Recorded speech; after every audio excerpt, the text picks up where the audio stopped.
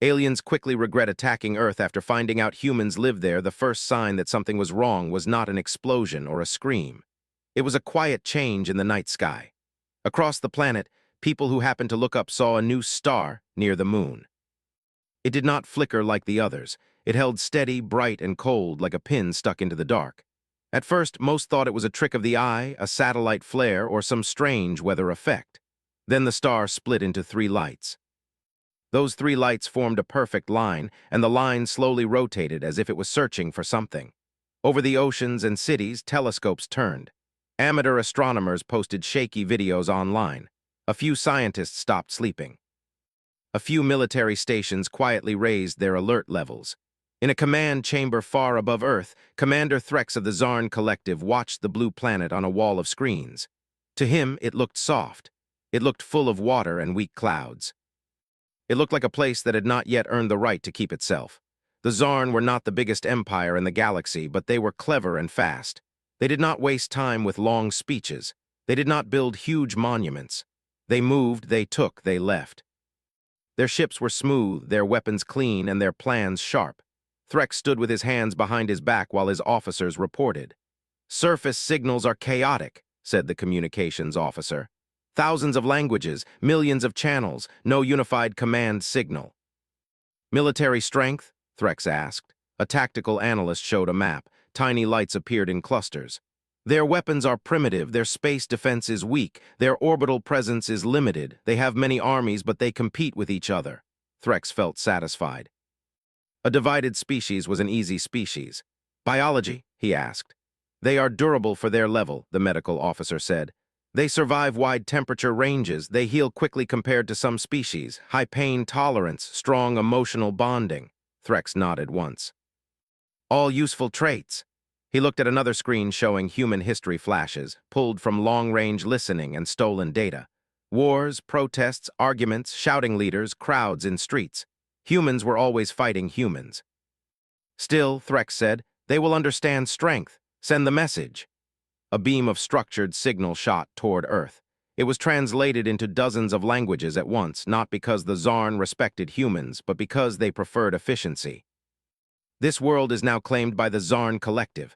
Surrender your planetary control. Do not resist. Provide resource access. Compliance ensures survival." On Earth, the message arrived like thunder. It appeared on phones, televisions, radios, and computer screens. It cut into live broadcasts. It changed billboards.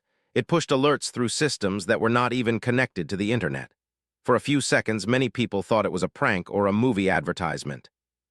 Then the same message played again, and a cold fear moved through the world like wind. In a small apartment, a mother muted the television and stared at her child, not sure whether to hug him or to run. In a hospital, nurses paused in a hallway, eyes wide, hands still holding trays. In a crowded market, people stopped arguing about prices and looked up at the sky as if the message had left a mark there. In government buildings, leaders gathered. Some shouted, some prayed. Some demanded answers that no one had, but not everyone panicked. Some people listened closely to the wording. Compliance ensures survival. It was not a promise of peace. It was not even a promise of dignity. It was the language of a species that believed it was already in control. The Zarn waited for surrender. They expected noise, fear, begging. They expected a flood of signals aimed at their fleet, full of confusion. Instead, they got something else. They got silence. Not total silence. Humans could never truly be silent, but a strange drop in the normal background. Large regions went quiet on public channels. Governments stopped broadcasting. Social media changed from constant posting to bursts of short, sharp messages. And behind that, deeper systems began to move. In a cold room beneath a mountain, a group of engineers stared at an old console with a label that had not been touched in years. One of them flipped a covered switch and watched lights wake up in sequence. Satellites that had been dead shifted position. Hidden antennas unfolded, secure lines connected. In another place, a general who had spent his life preparing for human enemies received a call from a rival nation. The voice on the other end did not argue. It did not insult.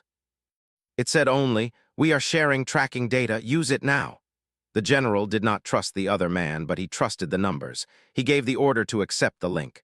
Around the world, people in uniforms did what they always did when the ground shook beneath them. They moved. They organized, they checked equipment, they made plans. They did not waste time arguing about who had been right yesterday. Above Earth, the Zarn interpreted the silence as shock. "They are stunned," said an officer. "Good," Threx replied. "They will surrender soon." But another officer leaned closer to his screen. "Commander, I am seeing unusual orbital motion. Their satellites are changing patterns. Several are aligning in a non-civilian formation." Threx's eyes narrowed. "Satellites are not weapons." "Not directly," the officer said, careful, "but they could be used as guidance nodes or as kinetic projectiles." Threx waved it away. "They do not have the ability to target our ships effectively. Prepare the demonstration strike. We will teach them the cost of delay." The Zarn were not cruel in their own minds. They believed fear was a tool, like gravity or math. A demonstration strike would break human pride. It would force surrender without needing to destroy the planet completely. Threx selected a remote place on Earth's map, an empty desert far from major cities. "Strike there, minimal life, maximum visibility," the weapons officer confirmed. "Firing." A thin, bright line touched the atmosphere and hit the desert. A hard flash lit the horizon. The ground lifted. Dust rose like a giant hand. The shock wave spread across sand and rock. On Earth, cameras caught it from many angles. People screamed when they saw the mushroom of dust and light. Some cried, some fell to their knees, some grabbed bags and ran. But then something else spread. Anger. A simple, burning anger that cut through fear. It did not come from leaders on screens. It came from ordinary people in houses and streets who watched the strike and understood one clear truth. Something had decided Earth belonged to it. For a moment, human problems felt small. Politics felt small. Old hate felt small. In a crowded train station, strangers helped each other move faster. In a small town, a mechanic opened his shop for free and told soldiers to bring any damaged vehicle. In a university lab, young researchers stayed past midnight writing code and running tests, not because they were ordered, but because they could not sit still.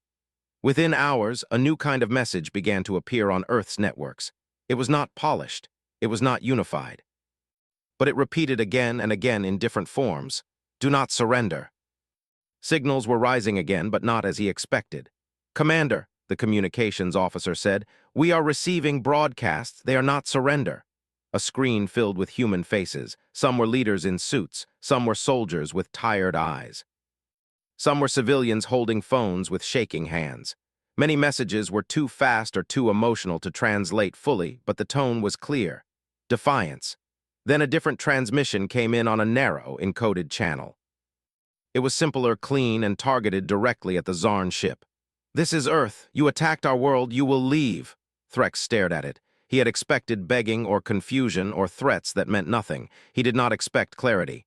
"Who sent that?" he demanded. The analyst looked uncomfortable. "We do not know. It is routed through multiple systems. It may be a coalition message." "A coalition?" Threx repeated as if the word tasted wrong. He looked again at the feeds. Human leaders were appearing together, standing side by side with enemies from yesterday. That was unexpected. Humans were supposed to be divided. "You said they compete," Threx told his officers. "They do," the analyst insisted. "They have always fought each other." "And yet," Threx said, "they are cooperating now." A tactical officer spoke carefully. "Commander, it may be a survival response. Some species unite when threatened." Threx did not answer. He watched another screen where humans were moving equipment across highways. Airfields were filling. Ships were leaving harbors. It looked like a storm forming, but the storm had hands. Then the Zarn's sensors detected something sharp and fast in orbit. An object had launched from Earth. Not a sleek warship, but a rough construction of metal and heat. It carried no fancy shielding. It burned hard and ugly, as if it did not care if it survived the climb. It was heading toward the Zarn fleet. "A missile?" an officer asked. "No," said the sensor tech. "Too big, too strange." The object split into dozens of smaller objects. Threx leaned forward. "What is it doing?" The sensor tech's voice tightened. "It is releasing debris. Many pieces. They are accelerating. Their paths are unpredictable." Threx's stomach tightened slightly, a rare feeling for him. The Zarn fleet had defensive systems for clean threats, energy bolts, guided missiles, known patterns, but this was different. This was like throwing a handful of nails into a machine. "Raise shields," Threx snapped. Target and destroy, lasers flashed. Some debris pieces vaporized, but there were too many and they were not all on the same course. A few pieces struck a Zarn escort ship. The impacts were small but fast, punching holes in outer panels and scattering sensors. The ship did not explode. It did not lose power. But it drifted out of formation, blind for several seconds. Threx stared. They used junk. It was guided junk, an officer corrected, tense. It was aimed. Threx felt the first real crack in his confidence. He turned sharply to his tactical analyst. How did they target us? The analyst swallowed. Their satellites, they aligned them. They created a tracking net. It is crude, but it works. Threx clenched his jaw. Humans were not supposed to be this quick. They were not supposed to be this willing to throw away expensive hardware just to scratch an enemy ship. Another officer stepped forward. Commander, more launches, multiple points. They are sending more orbital packages. Threx looked at the incoming tracks and felt irritation rise into anger. This was not how a weaker species behaved. A weaker species asked for mercy. A weaker species waited for rescue. Humans were acting like they were already at war, and they did not care how messy it got. On Earth, a group of people in a dim control room watched the debris strike through delayed orbital feed. No one cheered. They simply nodded and moved to the next action. Their faces were pale, but their hands were steady. One of them, a woman with tired eyes, rubbed her forehead and looked at the map. "We won't win by matching them ship for ship," she said. "We win by making the cost too high. We make them regret coming close." The others agreed without speaking much. They had no time for speeches. Far above, Commander Threx tried to force his mind back into control. A few scratches meant nothing. The Zarn still had overwhelming power. Earth still had no real fleet, but the humans were changing the shape of the fight. They were turning space around Earth into a dangerous place, filled with hidden motion and sudden impact. Threx turned to his weapons officer. "We will increase pressure. Another strike. This time near a population center, not a city, but close enough to send the message." The officer hesitated. "Commander, that may increase resistance." "That is the point," Threx said coldly. "Resistance will break." Before the order could be executed, a new report came in. "Commander," said the communications officer, voice tight, "their public channels are broadcasting something new. They are sharing instructions, not fear, instructions." Threx watched a translated clip. A human voice spoke in basic words, calm and firm. "If you can help, help. If you can move supplies, move supplies. If you can build, build. If you can't do anything, stay safe and stay ready. We are not alone. We are billions." The clip cut to images of humans working together. Not soldiers alone, civilians, mechanics, nurses, farmers, programmers.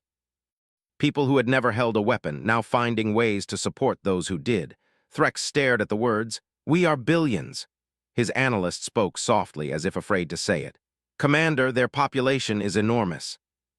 Even if their technology is behind, their numbers and adaptability." Threx's eyes flicked to another screen. A human rocket launch failed and exploded. The humans did not stop. Another launch followed minutes later, successful. Then another. They were learning in real time, accepting losses without hesitation. Threx felt a sharp, unwelcome thought. This species does not stop. He pushed it down, but it stayed there like a stone. He looked at Earth again, at the blue oceans and swirling clouds. He had seen hundreds of worlds. He had taken dozens. He had never seen a planet respond like this after a first strike. Most species begged. Some fought briefly, then broke. Humans did not break. Humans seemed to harden. Threx straightened. "Prepare the boarding teams. If they will not surrender, we will take their command centers. We will cut the head." An officer nodded, but another spoke up quickly. "Commander, we still cannot locate a single command center. Their leadership is distributed. They have many nodes. If we strike one, others continue." Threx's hands tightened behind his back.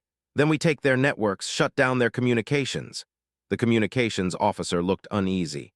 "We tried. Their systems are layered. Some are old and disconnected. Some are improvised. They are using civilian hardware and military patterns. They are using paper in some places. Runners, radios, even light signals." Threx stared, almost offended. "Who used paper in war? Humans, apparently." A new alert sounded. Another chunk of guided debris hit a Zarn ship, this time closer to the main formation. The ship's shield flared, holding, but the impact forced it to divert power to stabilizers. It drifted slightly. Small harm, big message. Humans were saying with every ugly strike, "We can reach you." Threx's mind raced. The Zarn could still crush Earth, but crushing it would destroy what they wanted.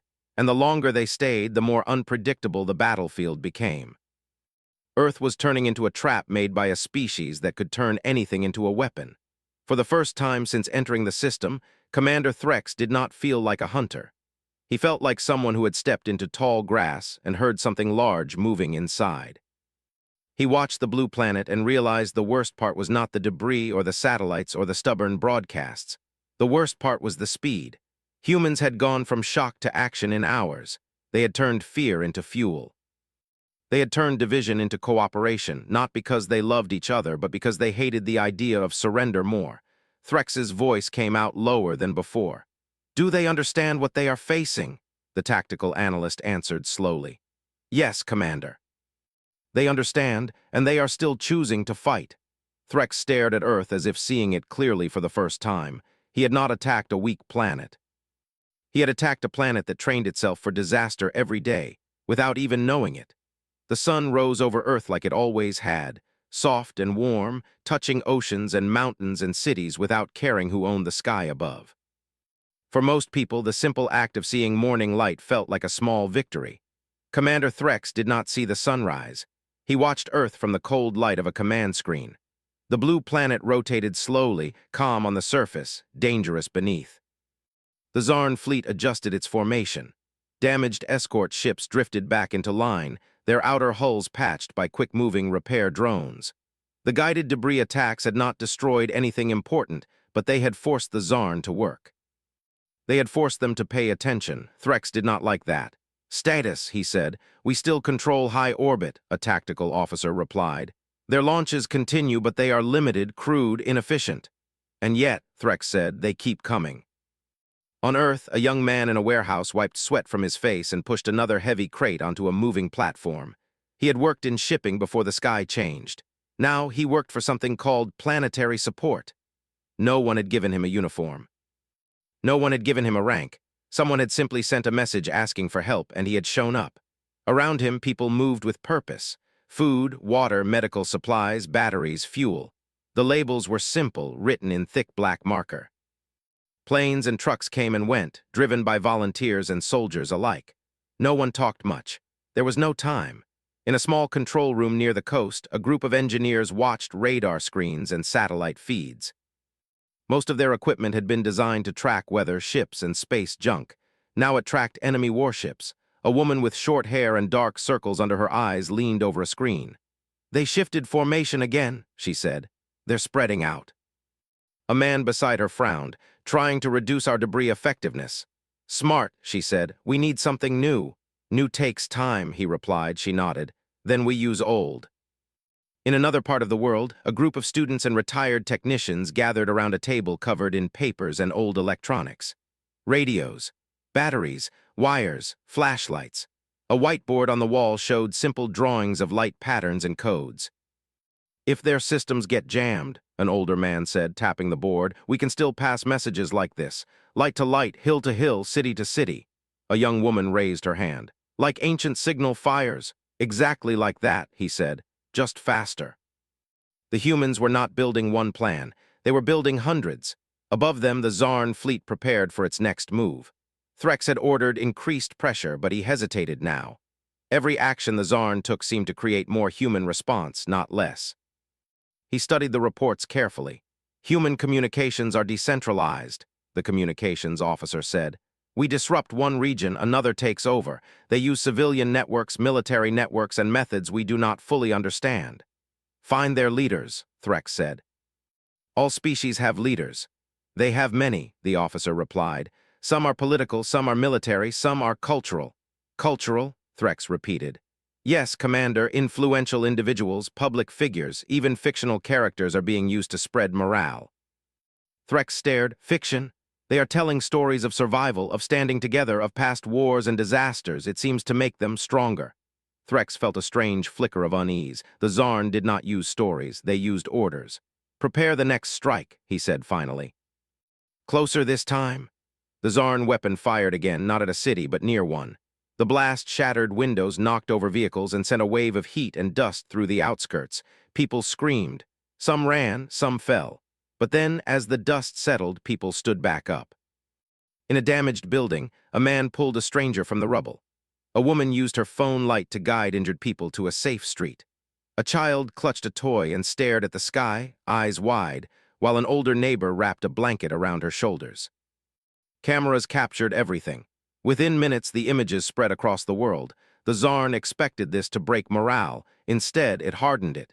In military centers, the response changed. The humans began to test something bolder.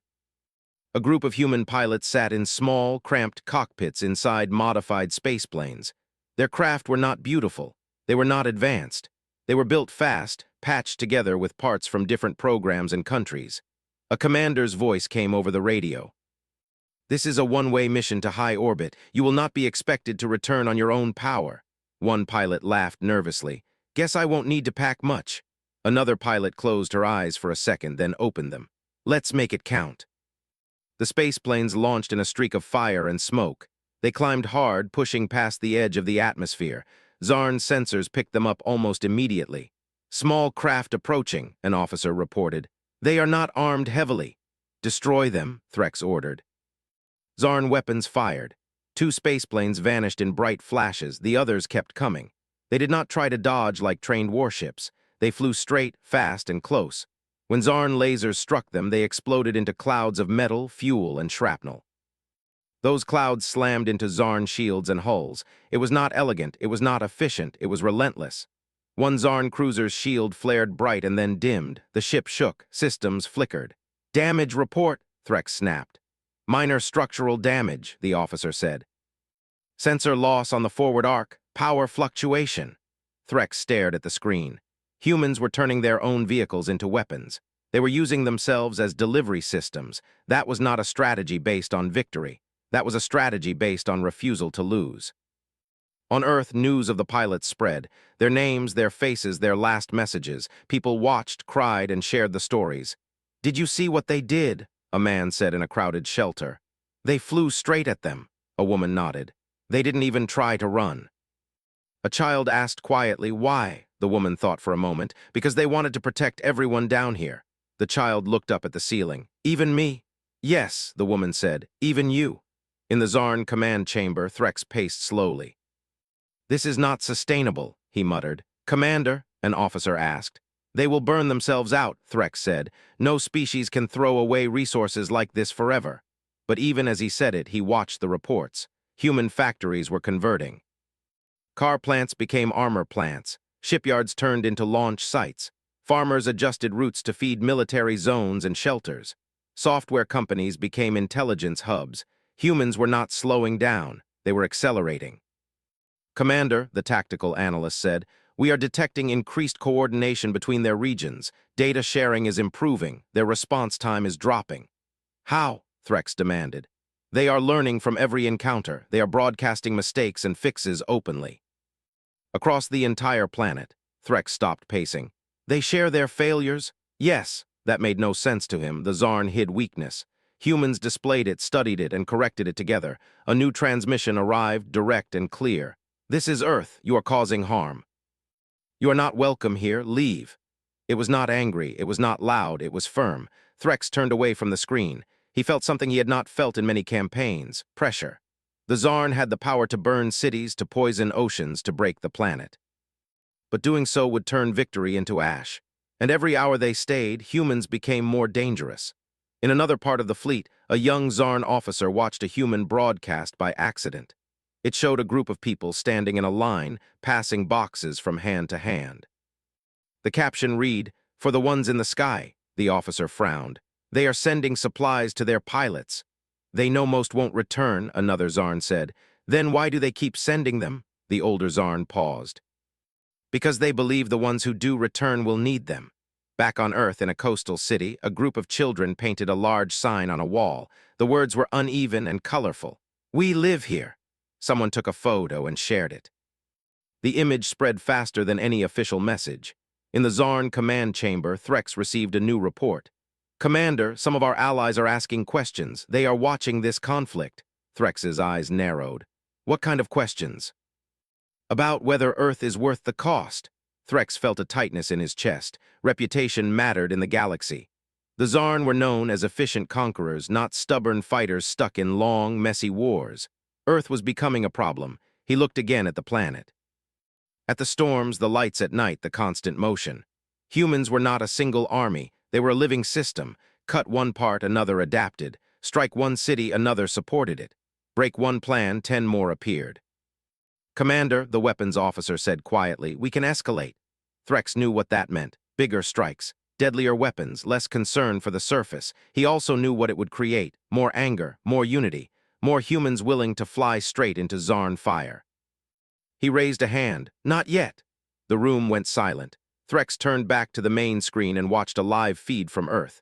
It showed a group of people standing in the rain, looking up at the sky. Some held hands, some held phones, some held nothing at all.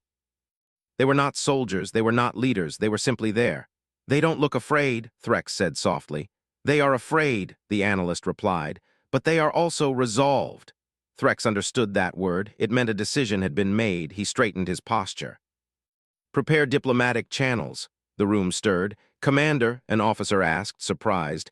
I want to speak to their leaders, Threx said. All of them if possible. The officer hesitated. They may see that as weakness. Let them, Threx replied. I need to understand what kind of species chooses this path.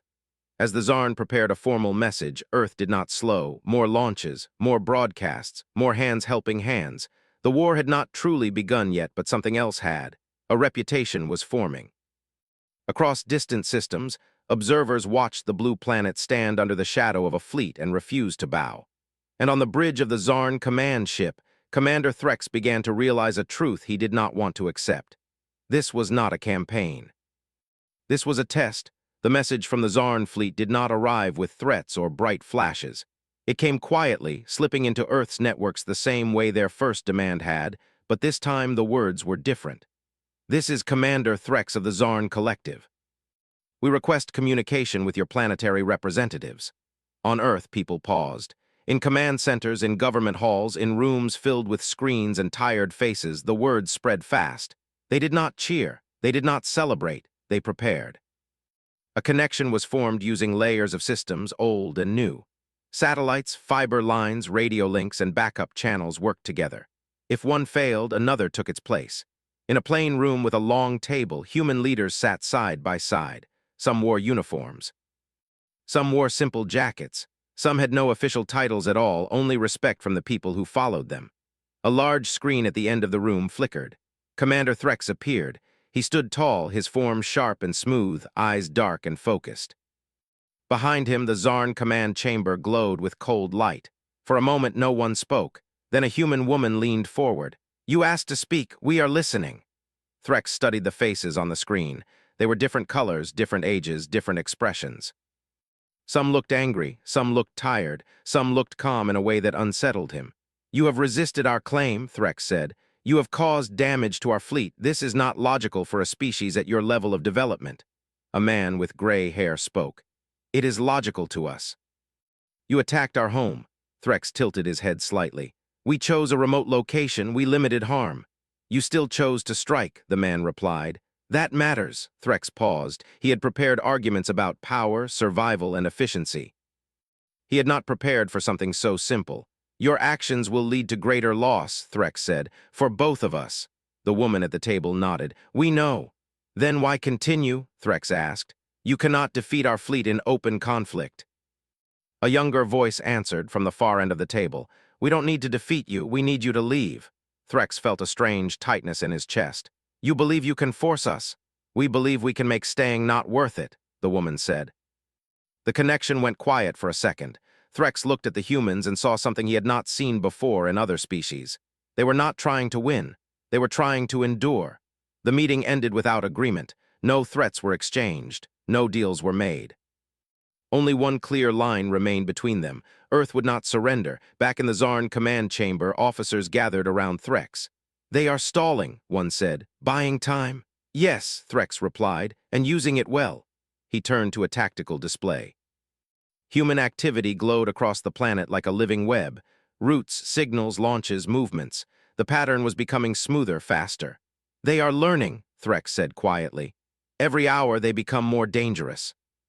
On Earth, a group of scientists stood in a darkened room filled with screens. One of them pointed at a display showing the Zarn fleet's energy patterns. Their shields follow a rhythm, she said. It's subtle, but it's there. A man beside her leaned closer. You're saying they pulse? Yes, she replied. To manage heat and power, it's efficient, but it means they're not constant. What happens in the gaps? He asked. She smiled slightly. That's what we're about to find out. Far above, the Zarn fleet detected a new kind of human launch. It was not fast, it was not large, it drifted. Small objects, dozens of them, rose slowly into orbit. They did not burn bright. They did not move in straight lines. They spread out like seeds in the wind. Commander, an officer said, these objects are not targeting us. Then what are they doing? Threx asked. The sensor tech adjusted the view. They are positioning themselves around our formation. Threx's eyes narrowed. Mines, possibly, the tech replied.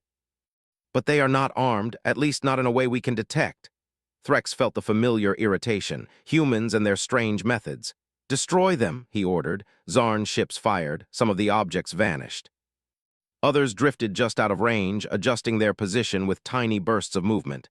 They're reacting, the tech said. They're avoiding our fire, Threx leaned forward. They're guided. Very lightly, the tech said. Simple systems, but yes. The objects continued to spread, forming a loose cloud around the fleet. Then one of them pulsed. Not an explosion, not a weapon. A signal. Across the Zarn fleet, sensors flickered. Readings blurred for a moment. Communications stuttered. What was that? Threx demanded. The communications officer worked fast. It was a signal burst, broad spectrum. It didn't damage anything, but it caused interference. Jamming? Threx asked. Not exactly, the officer said. It's more like noise, organized noise. On Earth, the scientists watched their screens. It worked, the woman whispered. Their sensors glitched. It's not strong enough to blind them, the man said. No, she agreed, but it's strong enough to make them uncomfortable. The human objects pulsed again and again. Not in a steady pattern, but in a shifting one. The Zarn fleet's systems struggled to filter it out. Commander, a tactical officer said, our targeting efficiency is dropping. Threx's jaw tightened. Humans were not trying to break the fleet. They were trying to slow it. On the surface of Earth, life continued under the shadow of the sky. In a small town, a teacher stood in front of a class of children. The windows were covered, but sunlight still found its way through the edges. Today, the teacher said gently, we're going to talk about how to help. A child raised a hand. Help who? Everyone, the teacher replied. Your family, your neighbors, even people you don't know. Another child frowned. What about the aliens? The teacher paused. We're helping them too, she said slowly. By showing them who we are. The children thought about that. In a hospital, a nurse taped a handwritten sign to a wall. Still here, still caring. People took photos. They shared them. Above them, the Zarn fleet adjusted again. Threx watched the human signal cloud pulse around his ships. It was not dangerous, but it was constant. Can we clear it? He asked. Yes, the tech said, but it will take time and resources. And while we do, Threx said, they will send more. Yes, Commander. Threx felt the weight of it. The humans were turning the space around Earth into a place of effort. A place where every move cost something. A new report came in. Commander, several of our allied systems have requested updates. They are observing this conflict closely. Threx knew what that meant. The galaxy was watching, not to see who won, but to see who endured. On Earth, a group of artists gathered in a large hall. They painted murals, wrote songs, recorded videos. None of it was official. None of it was ordered. The message was simple. We are still here. These messages reached Zarn ships too. Some officers ignored them. Some muted the channels. One young Zarn did not. He watched a video of humans standing on a beach at sunset, waves rolling in, people holding hands. The caption read, "This is why we fight." The young officer felt something he did not understand. In the Zarn command chamber, Threx stood alone for a moment, looking at the main screen. Earth turned slowly, quietly, like it did not care about fleets or weapons. Why, he asked softly, not to his officers, but to the planet. Why do you resist like this? He remembered the human words. We live here. Perhaps that was enough. Another human transmission came through, this time not from leaders, but from a group of voices. We are not your enemy, but we will not be your property. Threx closed his eyes for a brief moment. The humans launched another wave of signal objects. The cloud thickened. The Zarn fleet systems worked harder to maintain clarity. Resources were being spent. Time was being spent. Nothing was being decided. "Commander," an officer said carefully, "if this continues, our efficiency will drop below acceptable levels for a prolonged operation." "How long?" Threx asked. "Days, maybe weeks." Threx exhaled slowly. Weeks in orbit over a hostile world under constant human pressure with the galaxy watching. This was becoming a lesson. On Earth, in a quiet park, an old man sat on a bench and looked up at the sky.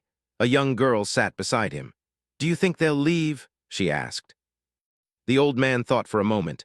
"I think they're trying to decide if we're worth staying for." The girl frowned. "We are," the man smiled.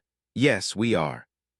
Above them, Commander Threx stood at his command station and realized something he had not considered when he first saw the blue planet. Earth was not just defended by weapons. It was defended by meaning, and meaning was harder to fight than any fleet. He looked at the human signal cloud, the constant pulses, the endless small actions adding up to something large. This was not a battle. It was a statement, and every hour that passed, the statement grew louder. Threx straightened and gave a quiet order. "Begin strategic review of withdrawal parameters." An officer turned sharply. "Commander, just prepare the data," Threx said. "We may need it." The officer nodded and moved. Threx looked at Earth one more time. The planet did not flash or threaten or shout. It simply kept living. The Zarn fleet drifted in slow, careful motion around Earth. The cloud of human signal objects still floated nearby, pulsing softly, never stopping. The pulses were not loud or strong, but they were constant, like a quiet reminder that the humans were watching every move. Commander Threx stood at the center of the command chamber, arms behind his back, eyes fixed on the blue planet. His officers worked around him, voices low, screens glowing with numbers and paths and predictions. "Strategic review is complete," a tactical officer said. "Full planetary conquest remains possible, but at extreme cost. Resource loss would be high. Time investment would be unacceptable. Political risk is increasing." "Political risk," Threx repeated. "Yes, Commander, other civilizations are sending inquiries. Some are offering mediation. Some are warning us that continued aggression may affect future alliances." Threx said nothing for a moment. He had fought many wars. None of them had drawn this much attention. On Earth, people felt the change even if they did not know the details. The sky still held strange shapes at night. The alerts still came. But there was a sense that something was shifting. In a large hall that had once been a sports arena, hundreds of people sat at long tables. Maps were spread out. Screens showed weather, supply routes, and orbital paths. Volunteers and officials worked side by side, passing information and making plans. A woman in a simple jacket walked down the line, checking in with each group. "Food routes are stable in the north," someone said. "Medical supply deliveries reach the coastal shelters." "Good," she replied. "Keep it moving." Nearby, a young man tapped on a tablet. "Signal coverage from the mountain relays is holding. The light network is visible from 3 cities now." She nodded. "Let's expand it." None of them talked about victory. They talked about staying ready. In a small village, an old radio crackled with voices. The signal was weak but steady. A group of people gathered around it, listening to updates and sharing news. Someone handed out cups of water. Someone else passed around bread. Above them, the Zarn fleet adjusted its orbit slightly, keeping distance from the growing cloud of signal objects. "Commander," the sensor officer said, "we are detecting reduced human launches." Threx turned. "Reduced?" "Yes, fewer objects, fewer high-energy craft." Threx frowned. "Are they slowing down?" "Possibly," the officer said, "or changing strategy." Threx had learned to respect human changes. "Monitor closely." On Earth, the reason was simple. People were tired. The first rush of action had settled into a steady rhythm. Factories still worked, supplies still moved, signals still pulsed. But now something else was happening. Human leaders were talking to each other more than ever before. In secure rooms and open halls, they shared ideas, fears, and plans. Old rivals sat at the same tables. Some argued, some listened, but they stayed. A man with a tired face stood up during one meeting. "We can keep pushing them," he said. "Keep making orbit uncomfortable. Keep showing them we won't stop." A woman across from him shook her head. "Or we can give them a way out." The room went quiet. "A way out?" someone asked. "Yes," she said. "Not surrender, not submission, an exit where they can leave without losing face." The man frowned. "Why would we do that?" Because if they feel trapped, she replied, they may choose to burn everything instead. The idea spread. Slowly, carefully, people considered it. On the Zarn command ship, Threx received a message request. "This is Earth. We propose another communication." Threx hesitated, then nodded. "Connect." The screen flickered and human representatives appeared again. They looked even more tired than before, but their eyes were steady. Threx spoke first. "You continue to resist. We continue to observe. This situation cannot remain unchanged." A human man leaned forward. "We agree." "Then what do you propose?" Threx asked. The man took a breath. "You leave our system. We do not pursue you. We do not broadcast this as a victory. We tell the galaxy this was a misunderstanding." Threx studied him. "You would allow us to save face." "Yes," the man said. "We don't need you to be ashamed. We need you to be gone." Threx felt a ripple of surprise. This was not the response of a species seeking revenge. "Why?" Threx asked. "We caused harm, fear, damage," the woman from the table spoke. "Because we don't want this to be the story of who we are." Threx considered that. Stories mattered to humans, he had learned that. "And if we refuse?" Threx asked. "Then we keep doing what we're doing," the man said. "We don't stop, we don't escalate, we endure." Threx looked at the data, the cloud of signal objects, the constant launches. The growing attention from other civilizations. The rising cost of every hour, he knew what endurance meant. "We will consider your proposal," Threx said. The connection closed. On Earth, people waited. There were no celebrations, no declarations, just quiet watching. In a small park, a group of children played with a ball. They laughed when it rolled into a bush. A man helped them get it back. For a moment, it almost felt like a normal day. Above them, the Zarn fleet began to shift formation again. "Commander," an officer said, "we are receiving multiple messages from Allied systems. They advise withdrawal." Threx nodded slowly. "I expected as much." "And the humans?" the officer asked. "They are not pushing," Threx said. "They are waiting." Threx walked to a window that showed space beyond the ship. Earth hung there, bright and calm. He thought of the first day when he had seen a soft, divided world. He thought of the guided debris, the one-way pilots, the signal cloud, the constant messages of "we are still here." This was not softness, this was something else. "Prepare the fleet for controlled retreat," Threx ordered. The room went still. "Commander," a weapons officer said, "this will be seen as a loss." Threx turned to face him. "It will be seen as a choice." The Zarn fleet began to move slowly and carefully, pulling back from Earth's orbit. On Earth, sensors picked up the shift. "They're moving," someone said in a control room. "Toward the outer system," another replied. A woman leaned over the screen. "Don't celebrate yet." "Let them go." News spread across the world. People watched the sky. Some cried, some hugged, some just sat down and breathed. In a crowded shelter, a man whispered, "They're leaving." A woman beside him closed her eyes. "Not yet, but maybe soon." The Zarn fleet continued its retreat, passing beyond the cloud of human signal objects.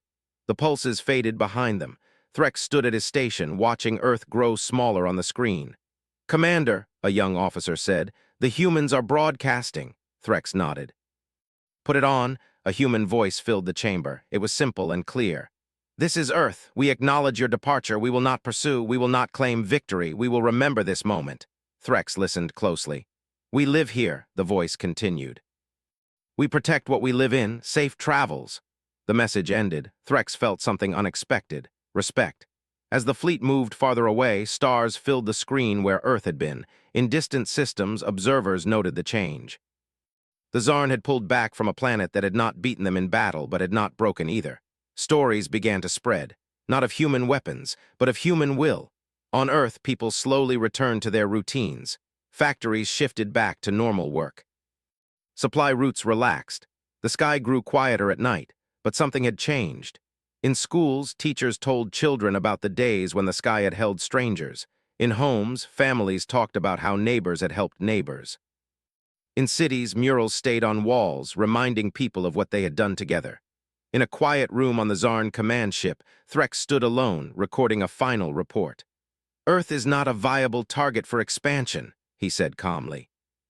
"Not due to military strength alone, but due to planetary cohesion under threat. The species demonstrates rapid adaptation, distributed leadership, and high collective resolve. Engagement leads to prolonged resistance and significant strategic cost." He paused. "Recommendation: classify the blue planet as a protected system." He ended the recording. Far away, Earth continued to turn, clouds drifting over oceans, lights glowing in cities, people living their small, strong lives. The fleet disappeared into the dark. The Zarn fleet disappeared into the darkness of space, leaving behind the quiet blue planet that had resisted them in a way no species had ever done before. Commander Threx watched from the bridge of his command ship, arms folded behind his back. He had not lost in battle. Technically, nothing had been destroyed, but he had never felt so unsure in his life. A species so small, so seemingly weak, had forced him to reconsider his entire approach to war. On Earth, life slowly returned to its rhythm. Streets filled again with people, but the memory of what had happened lingered in every corner. Factories that had worked day and night to produce equipment for resistance were now returning to normal production. But the structures they had built, the networks they had established, remained. Humans had proven something to themselves and to the universe. No matter the cost, they would endure. In a small village near the mountains, a man sat on a bench looking up at the sky. The clouds moved slowly, casting shifting shadows across the fields. Around him, children ran and played, their laughter filling the air. The man had been part of the local volunteer defense network, helping track signals, repair equipment, and assist in coordination.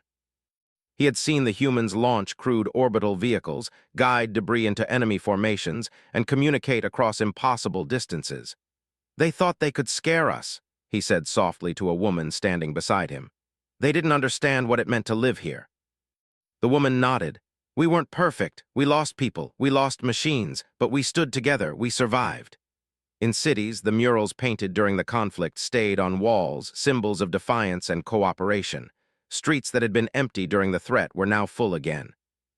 People shared meals with neighbors, checked on those who were alone, and rebuilt areas damaged by human panic or the minor Zarn strikes. Life was not the same, but life persisted.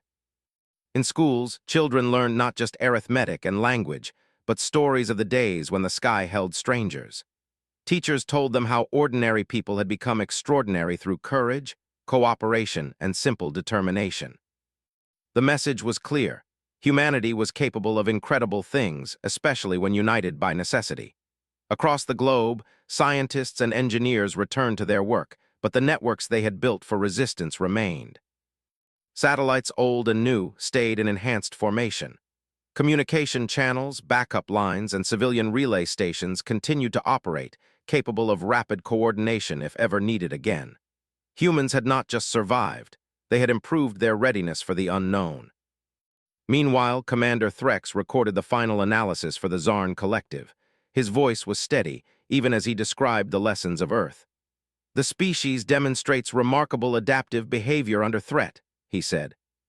"They are capable of rapid decentralized coordination, improvisation, and sustained collective effort. They do not surrender under duress, even when facing overwhelming force. Their resilience is not based on strength alone, but on unity and purpose." He paused, considering the implications. Engagement with Earth carries high risk for any civilization. The cost of occupation or destruction exceeds potential gain. Recommendation: designate Earth as a protected system and observe from a distance. The report ended, and the command ship turned its course away from the solar system. Threx allowed himself a rare moment of reflection. He had encountered many species in his career, some clever, some cruel, some surprisingly stubborn, but none like humans. They had not used overwhelming firepower. They had not relied on superior technology. They had relied on what he could not quantify: determination, ingenuity, and the will to endure. In the years that followed, the story of the Zarn approach to Earth spread across human societies, not as a tale of victory or loss, but as a lesson. Across nations and cultures, people shared stories of the pilots who had flown straight into orbit, the volunteers who had built networks of communication, and the neighbors who had helped each other without question. The stories were not about individual heroes alone. They were about humanity as a whole. In space, other civilizations took note. Reports arrived in distant systems, describing the blue planet where humans lived and the species that had made even the Zarn hesitate. Scholars and military analysts debated the lessons. Commanders warned new explorers that Earth was not a target for aggression. Traders and diplomats advised caution, noting that even indirect action against humans could be costly. Yet Earth did not boast. Humans continued with their lives, quietly maintaining and improving what they had learned. Scientists studied the stars. Farmers tended their fields. Families raised children. Art, music, and culture thrived, not as propaganda or strategy, but because life continued, stronger and wiser for the challenge it had faced. In one quiet observatory, a young astronomer tracked movements of distant stars and satellites. She glanced at Earth through her telescope, noting how peaceful it seemed from space. She had been part of the communications network during the Zarn threat, helping ensure signals reached the people and relays that needed them. She smiled, thinking of how much ordinary people had accomplished when given the chance. "They underestimated us," she whispered. "They still might someday, but we'll be ready." In another part of the world, a retired general walked through a city park, observing children flying kites and families enjoying the warm afternoon. He remembered the tension of the past weeks, the sense that the world was under threat and yet unbreakable. He shook his head slowly. "We live here," he said aloud. "That's enough." Even the youngest children understood it in small ways. When they played games, they passed messages to each other, helped teammates in need, and learned cooperation without realizing it. The lessons of survival, endurance, and resilience had become part of everyday life. In distant orbit, the Zarn fleet continued its journey. Threx monitored communications from other systems, noting reports of human behavior, their growth, and their reputation. He realized that Earth had not merely survived a threat, it had strengthened its position in the galaxy through action, unity, and the refusal to yield. "They are a different kind of species," Threx admitted to an officer. "Not stronger by technology, not stronger by force, but stronger in ways we cannot fully predict. A species that survives and thrives by choice." On Earth, people did not think of themselves as remarkable. They repaired, rebuilt, and helped. They shared knowledge. They protected those who could not protect themselves. They remembered the days when the sky had held fire and unknown shapes and learned to live with courage and calm. In coastal cities, children played near the water. In forests, rangers watched over wildlife and prepared for possible emergencies. In laboratories, engineers and scientists continued to expand humanity's understanding of technology and space. And everywhere, people remembered that even in the darkest moments, they had endured together. A human leader addressed a gathering in the city square, speaking simply to the crowd. "We faced the unknown and the powerful. We stood together. We will continue to stand together. Not for victory, not for revenge, but because we live here. This is our home and we protect it." People nodded, some smiled, some cried quietly, but all understood the message. Life on Earth had changed, and the change was permanent. Humanity was no longer a species that could be easily ignored. It was a species that had learned the true meaning of strength. In the years that followed, Earth became a symbol in the galaxy. Other civilizations told stories of the planet where humans lived, the species that had refused to bow, and the lessons it had taught even the most advanced empires. Scholars and historians studied the events, not as a war, but as a moment when humanity's resilience shaped the perception of a planet. Humans themselves continued their lives with quiet confidence. They built better systems for communication and defense, not out of fear of another attack, but because they understood their own capability. Communities were stronger. Cooperation was easier. Knowledge was shared. People lived fully, aware of their strength, but not driven by arrogance. Commander Threx recorded a final note for the Zarn archives. "The blue planet demonstrates that a species can achieve strategic advantage through unity, endurance, and ingenuity. Engagement is not merely about firepower or numbers, but about will and cohesion. Humanity exemplifies these qualities. Future encounters should be approached with extreme caution." He ended the recording, letting the message travel across the Zarn network. Then he turned his eyes to the stars ahead, thinking about the future and the species that had changed his perspective. On Earth, the sun rose again. Oceans reflected gold and blue, winds carried seeds across fields, and cities stirred with quiet life. People moved through streets, worked in offices and fields, played with children, and helped neighbors. They had survived the threat and learned what it meant to endure together. And as the world turned beneath the clouds and the quiet stars, humans continued to live on their blue planet, strong, aware, and ready for whatever came next. They had proven not just to the Zarn, but to themselves and to the galaxy that they belonged and they would protect their home. Stories of courage and unity spread quietly across generations. They were told not as tales of war, but as reminders of what humans could do when united. In small ways and large, in cities and fields, in skies and oceans, the lesson remained. Humans endure, humans adapt, humans live, and that alone is enough to shape the galaxy's respect. The blue planet rotated in silence, beautiful, resilient, and unyielding. And somewhere far away in the depths of space, civilizations whispered of Earth, a world where humanity had made even the mighty Zarn pause, reconsider, and leave. Humanity had not only survived, they had become a legend. And that legend would last as long as humans lived on their planet, shaping the galaxy not with conquest, but with their will, courage, and determination.